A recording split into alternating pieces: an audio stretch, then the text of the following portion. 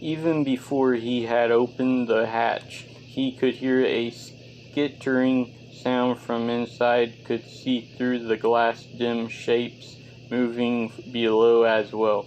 Here goes nothing, he thought. He threw open the hatch and went in. He was only a few steps down the ladder when something dropped onto him. It struck his shoulder and he had a glimpse of it before it wrapped itself around his face. It consisted of a human head stretched and rubbery on a network of tendrils.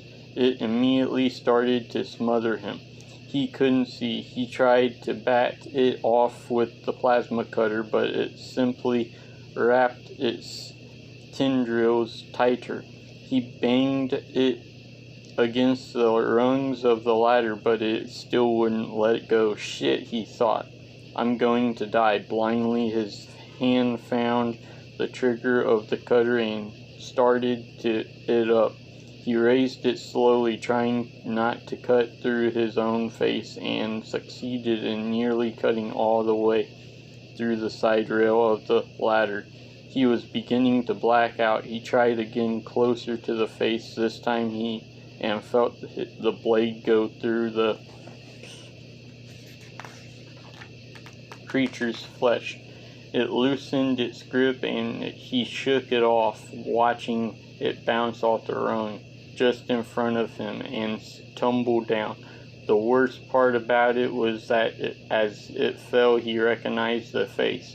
It was stretched and red, several deformed, but he was sure it had belonged to Field.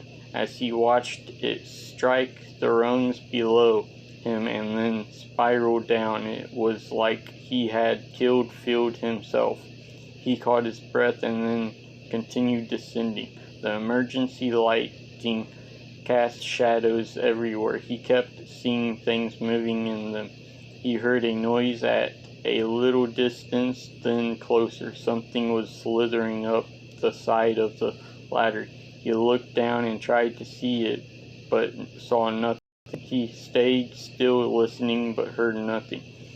Maybe I'm just imagining it, he thought. But when he took another step, he heard it again, and looking down, he caught a brief glimpse of the same sort of sinewy, pulsing thing that had popped Field's head off, and then it disappeared, was on the other side of the ladder. He tried to get around to see it and caught a brief glimpse and then lost it again. The sound, though, was closer now. He wrapped one arm around the ladder and hung there waiting. Where was it? And then suddenly he saw it just a few feet below him. Now it's gray, body blending in with the ladder. As he watched, one end of it left the ladder and started wavering like a charmed snake looking for flesh to grab onto, and then suddenly it wiped up the wraps around his foot. It wrapped itself tight and hard, almost dislodging him, leaving him hanging by one arm, legs dangling in the air. He tried to swing the plasma cutter down to saw it off, but it was too low. He'd have to let go to get down to see to it, which would mean falling. It had started pulsing, tightening, and then began working itself up his ankle and onto his leg. Struggling for a foothold with the other leg, he finally managed to find it. He left himself on his toes as far as he could go the ankle, feeling like it might tear off, and swung his arm loose, grabbing hold again a few rungs down. That was enough. He could reach now. He saw it in half with the plasma cutter. Ichor jetted from it, and then it fell.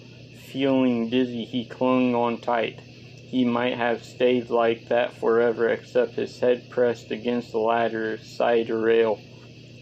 Heard a dull pounding. Something else was coming. Still dizzy, he looked down, 2 others were already starting up the ladder.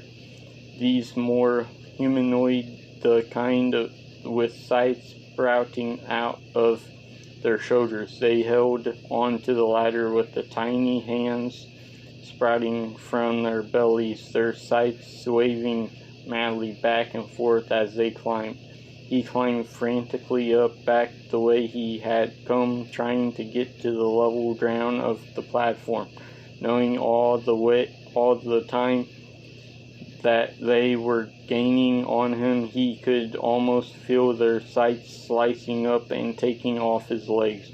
Then suddenly he was at the top, on his knees and panting. He slung the cutter's strap over his back and let it hang, pulling the chainsaw around.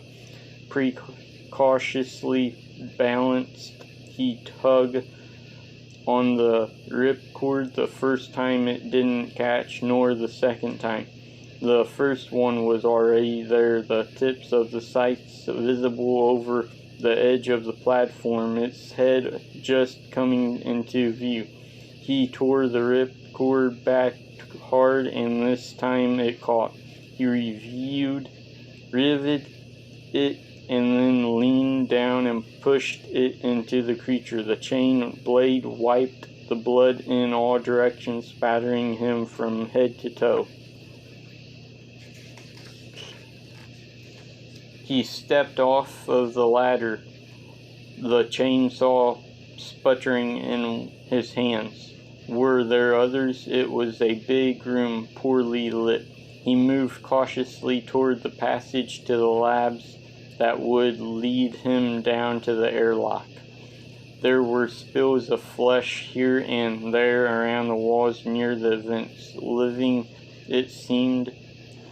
He prodded one with his boot, but it didn't seem to respond, just sat there. He stomped on it, but it didn't seem injured by that either. He was almost to the door of the lab when it came rushing at him with an almost unholy cry. In the darkness, the shadows he had a hard time seeing at first. It was just a blur. He riveted the chainsaw, trying to keep the blade between him and it, and struck it full in the head.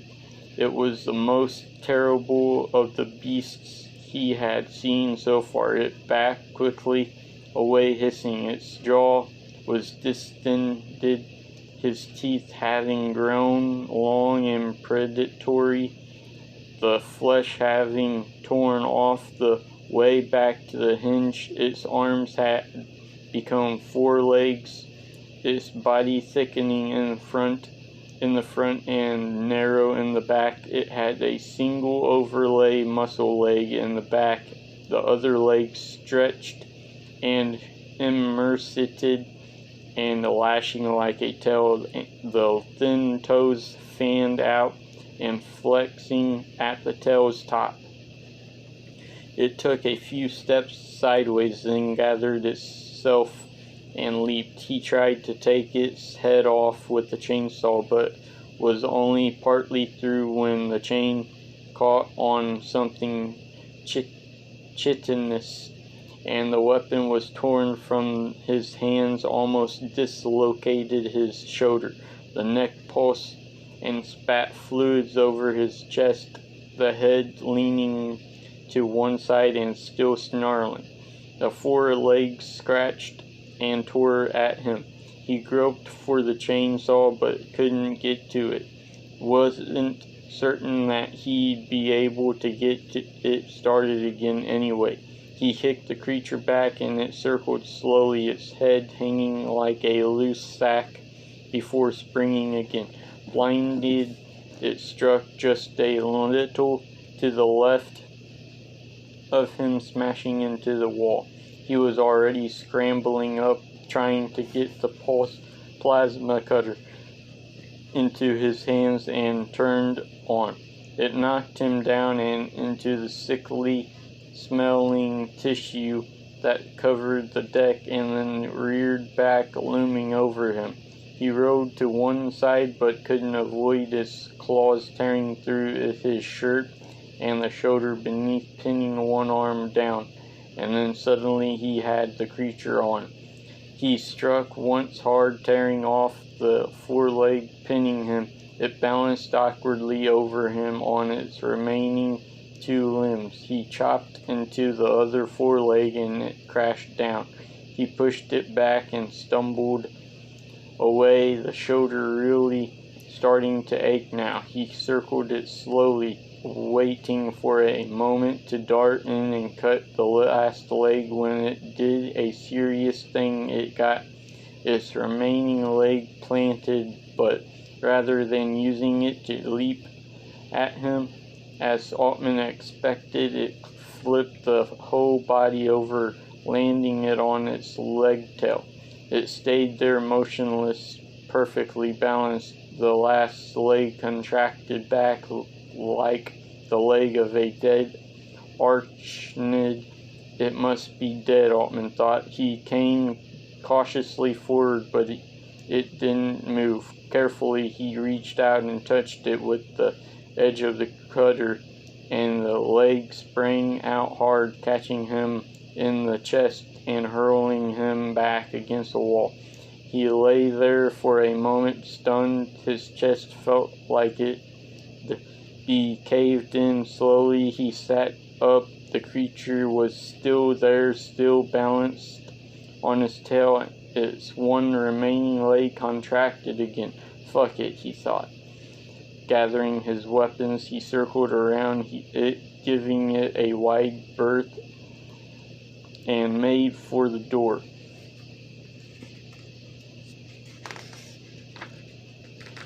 The laboratory beyond the door was a shambles. Everything turned over and collapsed. Pure carnage. Bodies and pieces of bodies were everywhere. He moved through it cautiously, carefully, not to touch anything but out the next door.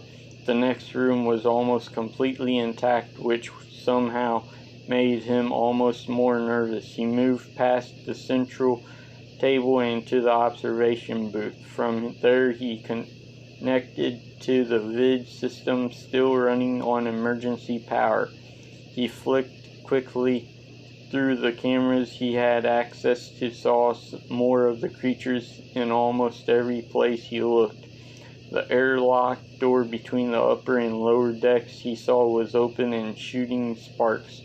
In the space just before it, just one room beyond where Altman was now, between him and the airlock, moved a creeper, maybe even the same creeper that he had seen before, though if it was bigger now and growing. It moved slowly forward, consuming everything, converging everything.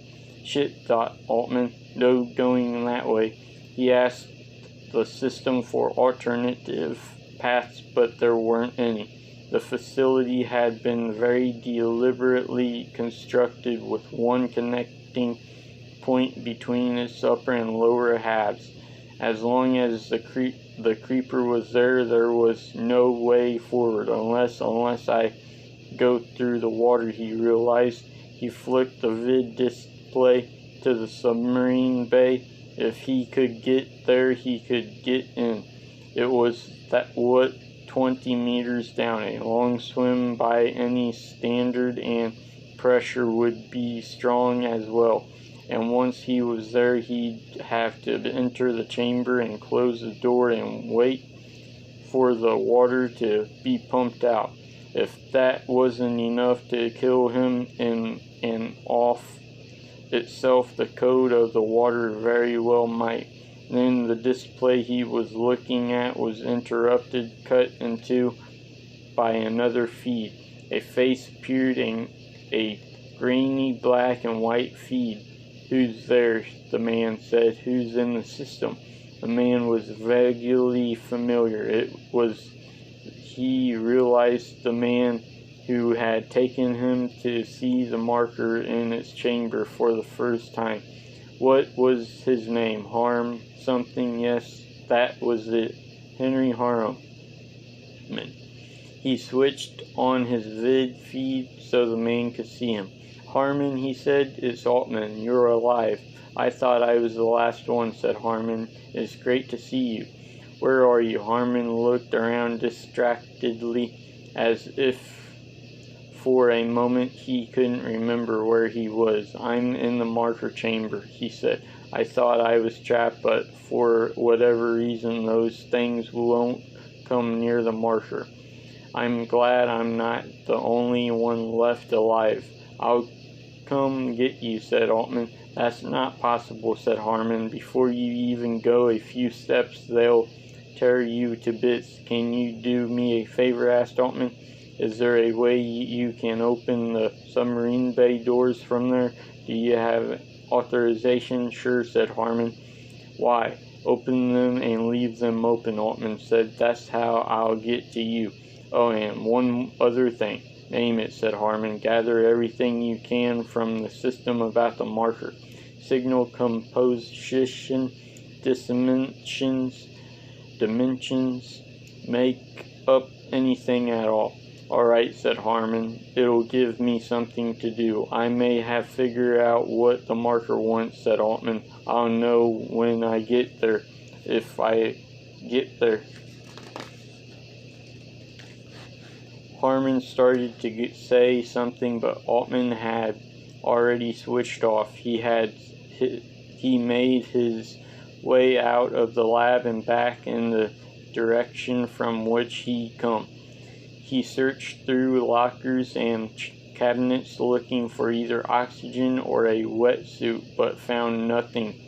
He'd just have to risk it. He looked at the chainsaw. It was hardly the ideal weapon. When the chain had caught, it almost got him killed. In any case, he couldn't take it. The water would ruin it.